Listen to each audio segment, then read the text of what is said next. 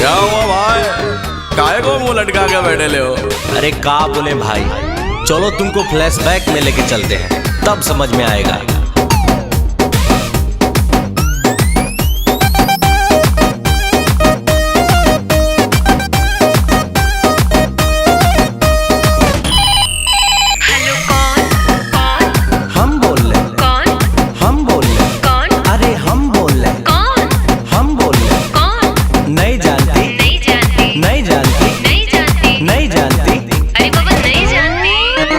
Number पे उसके मैंने किया टेलीफोन, कोई उठाया बोला हेलो बोलो कौन। अरे नंबर पे उसके मैंने किया टेलीफोन, कोई उठाया बोला हेलो बोलो कौन। हट हुआ ब्रेक, मैंने नंबर किया चेक, राइट नंबर पे रॉन्ग रॉन्ग बोल रहा कौन। हम बोल रहे कौन, हम बोल रहे कौन, अरे हम बोल रहे कौन, हम बोल रहे कौन।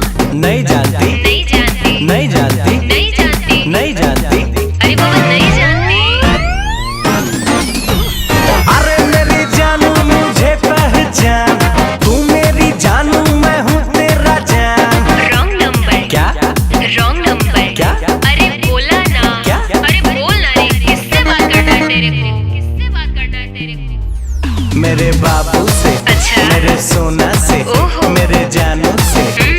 थप्पड़ लगेगा ना दिमाग सही हो जाएगा। भाई ये लड़की तो उल्लू बना रेली, उल्टा सीधा बोल के तुमको घुमा रेली। ऐसा बात नहीं है, वे प्यार हमसे करती है, इसी नंबर से रात भर ये बात करती है। ऐसा बात है तो लगा ले फिर से फोन, देखते हैं साला उठाता है कौन।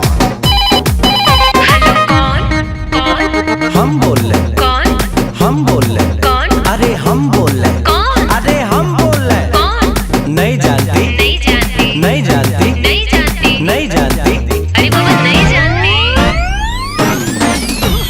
अरे मेरी जानू मुझे पहचान, तू मेरी जानू मैं हूँ तेरा जान।